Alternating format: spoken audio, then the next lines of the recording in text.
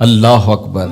ان پڑھ اور غریب ماں کی یاد میں انہوں نے بڑی خوبصورت باتیں لکھی۔ کہا عالی نسب ہوٹلوں میں کھانا کھانے میں وہ سرور کہاں جو چولہے پر بیٹھ کے ماں کے ہاتھوں سے پکی ہوئی چپاتیاں کھانے میں ملتا ہے۔ عالی جناب، حضرت صاحب، قبلہ عالم، کیا کیا لفظ بولے جاتے ہیں سٹیجوں کے اوپر، لیکن ان لفظوں کا وہ نشہ نہیں ملتا جو ماں کی زبان سے اوئے ببلو اور اوئے مٹھو میں رکھا ہوا ہے۔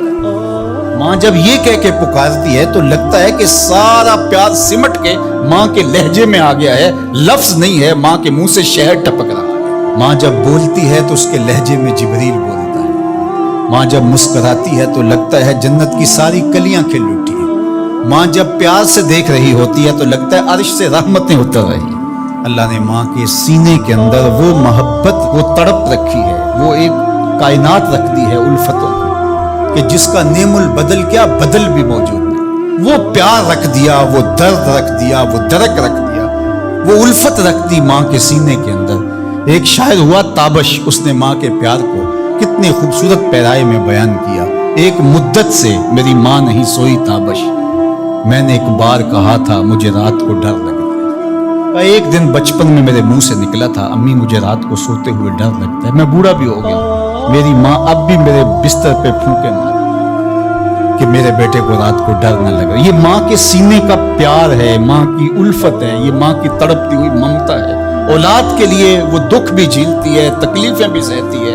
غریب مائیں لوگوں کے گھروں کے برتن بھی مانجنے پڑے تو اس سے بھی گریز نہیں کرتی۔ شہر میں آ کر پڑھنے والوں بھول گئے ہو کس کی ماں نے کتنا زیور بیچا ہے۔ اس لیے ماں کی کمی انسان بڑھاپے میں بھی محسوس کرتا ہے۔ کبھی ایسا نہیں ہو سکتا کہ انسان کہے کہ کوئی بات نہیں اب میں بڑا ہو گیا مجھے ماں کی کمی محسوس نہیں ہوتی۔ بوڑھا بھی ہو جائے انسان جو ہے وہ سب سے اونچے منصب پر بھی بیٹھ جائے، میں اور آپ کیا، میری اور آپ کی حیثیت اور اوقات ہی کیا۔ امام الانبیاء حضور ختم المرتبہ صلی اللہ علیہ وآلہ وسلم حجرہ انور سے نکلے اور جو ہی حضور نبی رحمت صلی اللہ علیہ وآلہ وسلم مصلی پر تشریف فرما ہوئے تو حضور کو دیکھ کر کے تمام صحابہ ادب سے کھڑے ہو گئے۔ جو ہی یہ امٹتا ہوا پیار دیکھا تو حضور کی نظر پلٹ کے کئی سال پیچھے چلی گئی اور ابوا کی وادی میں اپنی ماں کی قبر پہ کھڑا ہوا اپنے آپ کو پاتے ہیں، اور پھر ایک جملہ کہا الحاوی للفتاوی کے اندر امام سیوطی نے اس کو بڑی تفصیل سے لکھا ہے کہ چشمان رحمت سے آنسو ٹپکنے لگے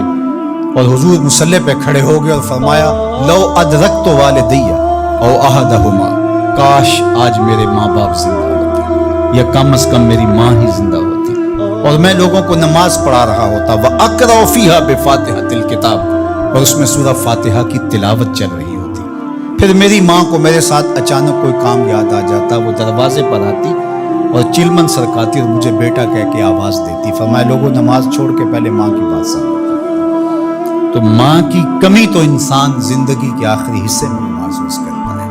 پھر اس سے بڑا منصب کس کا ہو سکتا ہے جو امام الانبیاء کا منصب ہے؟ اتنا بڑا اعزاز کس کا ہو سکتا ہے جو خاتم المرسلین کا اعزاز ہے، جو محبوب خدا ہے، کونین کے مالک ہیں، لیکن ماں کی کمی کو وہ بھی محسوس کرتے ہیں، ماں و شمع کی شمار میں ہے۔ تو ماں باپ کا وجود اللہ کی رحمت ہے۔ جب یہ سایہ سر سے اٹھ جاتا ہے تو پھر پتہ چلتا ہے کہ بندہ کھڑا کہاں ہے۔ جب گھنے درخت کے سائے میں بیٹھا ہو اور وہ درخت ساری دھوپ اپنے پتوں میں جذب کر رہا ہوتا ہے اور نیچے بیٹھنے والے کو چھاؤں فراہم کر رہا ہوتا ہے، اور اس سے نہیں پتا ہوتا کہ جو مجھے چھاؤں دے رہا ہے وہ خود کتنا جلس رہا ہے، لیکن اچانک جب سایہ ہٹ جائے اور بندہ کڑی دھوپ میں آ جائے پھر اسے احساس ہوتا ہے کہ وہ سایہ کتنا غنیمت تھا۔ جن کے ماں باپ موجود ہیں وہ ان کی خدمت کر کے دنیا اور آخرت کی سرخرویاں حاصل کریں۔ اللہ کی رضا بھی اس میں ہے، رسول اللہ کی رضا بھی اس میں ہے، اور دنیا اور آخرت کی بہتریاں اسی کے اندر پنہا ہیں کہ ماں باپ کی تکریم بجا لائیں۔